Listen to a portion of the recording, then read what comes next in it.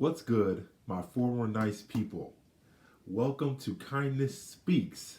This is my first video, and I'm excited to get on the camera and record for you guys what this topic series is all about: kindness and anger.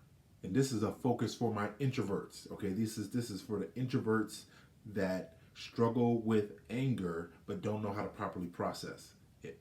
Okay, personal story. I've been involved with youth ministry for over 20 years, and one thing that I've learned from being involved and being a youth pastor is that I think Christianity overall, I think struggles, especially with our young people. We tend to focus on uh, what they should not be doing, what they should avoid, who they should avoid, where they should avoid, instead of what they should do, where they should go, who they should focus on being around.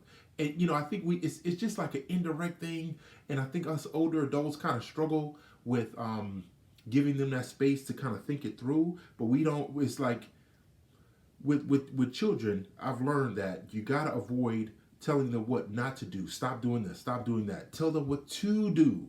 And I wanted to do the same thing today with our series, Kindness While Angry. I want to. Part number 3 is focusing on what we are to do. So many we know, and I broke it down in parts 1 and 2 on what to avoid. We talked about that. It's important to understand and know that, but I think it's also valuable to take to help us to avoid the negative. We can focus on what to focus on and what to do tangibly, practically, right then and there. What to do, okay? And obviously we avoid physical confrontations and we avoid other things. But I'm going to break down 4 points today of what to avoid. Oh, I'm sorry, not what to avoid, but what to do. What to do when we get angry. This is so important. No, so important, so important. Okay, so point number 1 is that we have to build up and not break down. It's important that we use our anger to our advantage. Anger is not wrong. It's not wrong. It's not a sin. It's not anything negative to be angry. Anger is just an alarm bell that is it's a feeling on the inside of us. All of us get angry. If you say you don't, you're lying. Okay, I'm gonna just say it straight up. We need to take advantage of that anger. And point number 1 is we have to build and not break down. What do I mean?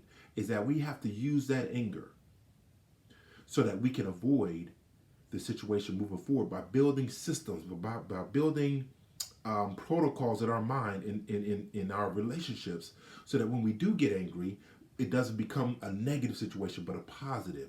And we build conversation, we build language, we build understandings within ourselves and with others, those that are close to us, so that when we get frustrated, when we get bothered, when we get irritated, we know how to express them. Okay, we know how to express them in a proper way. So we have to build these things into our minds, into our lives, so that it's not always when we get angry, it becomes we get to level 10 out of 1 to 10, we get to a 10. We gotta avoid the 10. Okay, our bodies are not built to have those things, have us to live in this 10, always angry, frustrated, just living in that space. It's gonna affect us physically. Okay, so we have to build up. We have to put these things in place on what to do, what to say, how to say it, so we can express how we're feeling, but avoid the negative context. Okay, and then point number 2, we have to focus on factual speech. Okay, what is true about the situation? We again, we acknowledge how we feel. We're angry, but the challenge becomes to start when we get angry. A lot of times we exaggerate. We exaggerate the situation. Oh, they're always this, and they're never that, and this they did it 100 times or whatever it is. Something, just these exorbitant, blown up phrases that we use. So we have to avoid that kind of language. We have to avoid it, because when we don't, again, if we use that scale from 1 to 10, what is normally a 3 to 4 on the scale of anger and frustration that we experience, our language that's not factual can end up making it a 7 or 8 just by our language, just by how we say and verbalize it, and how we talk to that friend that tends to instigate the situation, makes it 100 times worse. Okay, so we have to avoid that. This is what we need to do. We need to focus on factual language. What is true? What happened? Okay, and then acknowledge our feelings. Okay, and again, that's getting to know ourselves and avoiding using words that are not that are not accurate. But if we don't know ourselves, we'll always use those extreme words because we want to feel validated in our anger. We want to feel like justified in our anger and blowing up, and everybody's on eggshells around us because we don't know how to say it, and so we just blow up and just say these big time, no, we gotta, that's what we need to avoid, but we need to focus on the facts. This happened. Yes, I'm frustrated. Yes, I'm angry. But now we're gonna be proactive. Now we're gonna do things again. And I believe there's the situation you were angry about. I believe it's happened before. But again, going back to point number one, if we haven't built up systems and protocols and language to help counter and avoid that situation again, it's going to come back. And usually when it comes back, it starts at a 4 or 5. Then all of a sudden, because we don't have these things in place, 4, 5, 6 on the anger scale, and all of a sudden we're at 8 or 9 or 10, and it's gotten 100 times worse than it ever could be, at least on the inside for us introverts. Because 9 times out of 10, us introverts we're looking to avoid the confrontation, but we'll bottle it up on the inside, which again makes it worse. Okay. Point number 3. Along with our language, we need to remove the thoughts. What's going on up top?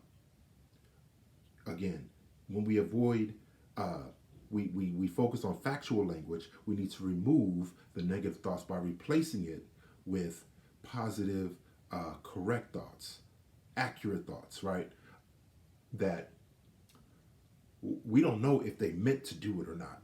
We don't know a lot of times people's motives. Maybe, and you know what, maybe they do express it. Maybe they do share. You know what, I meant to do it. Hey, but come on. More times than not, people are not that honest and upright or forthright to share those things. So we need to make sure that our thoughts, and I'm looking at my notes here, my thoughts are not only negative. Okay, yes, it happened. And kind of say, you know what, it could have been worse. That's always the truth. Okay, so we need to focus on these things. It could have been worse. What can I do to improve on the situation and to build the relationship again? Because anger is not, it's just an alarm bell, but we can't, you ever go into a place, you hear the alarm bell and you're like, okay, there's nothing happens, somebody's car alarm goes off, nobody, you look and you see nobody stealing, but they didn't fix the fob, they didn't turn it off with their fob. And it's just going on and on and on and on. Some of us live in that space. That's why I'm challenging us. That's why I'm doing this series. We can't live with the alarm bells going on and on and on and on every day, all day.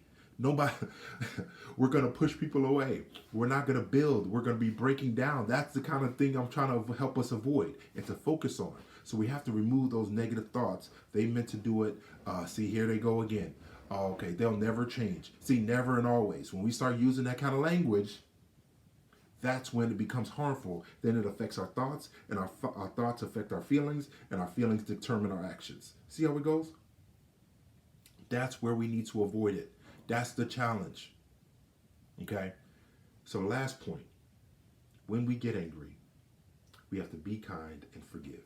Now, again, kindness is not ignoring the situation. That's being nice. Being nice says, I'm okay, I'm fine, and I'm going to say it. Y'all going to get sick of hearing it, and I want y'all to get sick of hearing it, because when you get sick of hearing it, maybe we'll do something to counter it. Again, build and not break down.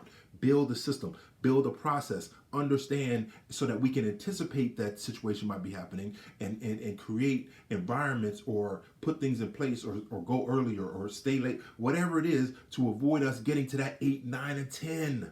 That's what we need to avoid. So when we are kind, we know that we have to develop the courage to speak the truth about how we feel, speak our truth about how we feel, so that we can avoid the 8, 9, and 10 on the anger level. So that's kindness, speaking the truth, speaking our truth in love. That to me is kindness. But a lot of us don't know how to do that. We don't have the maturity. We don't have the tact. We're missing out on that. So that's an area of growth for us that we need to build and practice and put into place. That's kind of one of the things I'm going to start implementing when I put together our Facebook group. We're going to have these kind of dialogue and conversations. What to do, how to say it. I think a lot of times we as introverts, we don't know how to say it, so we avoid it. We don't know how to address it, so we avoid the person. We avoid the situation. We kind of shrink. But now it's time to be courageous. And again, the goal is to build and not break down. And we have to forgive. We have to let it go. Now, some of us, again, I'm going to harp on this, and I believe now is the best time when we're living in this pandemic that we could take time to do our work, to do things that or to address things that we've been putting off, to address feelings and hurt and pain from our past, whatever it is. You know what it is. As soon as you start listening to this, you know right now there's something I need to deal with, or there's a conversation I need to have with so-and-so, parents, I don't know. You know. And I believe it's time. This is the kind of forgiveness that needs to go. Because a lot of times when we deal with unforgiveness, we're really mad and angry at that situation that happened in the past, not the situation right in front of us that happened yesterday when the guy cut us off, or when, the boss gave us extra work to do when we weren't ready. Whatever. The boss chewed us out in front of everybody. Whatever. Okay? These are the things that we need to deal with, because if we don't, again, that situation that's usually a 3 or 4 that we more than likely would have the courage to deal with.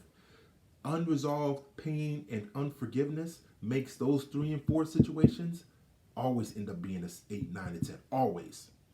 So it's like that gas, it's like that oil fire. Okay, it's not just a regular fire.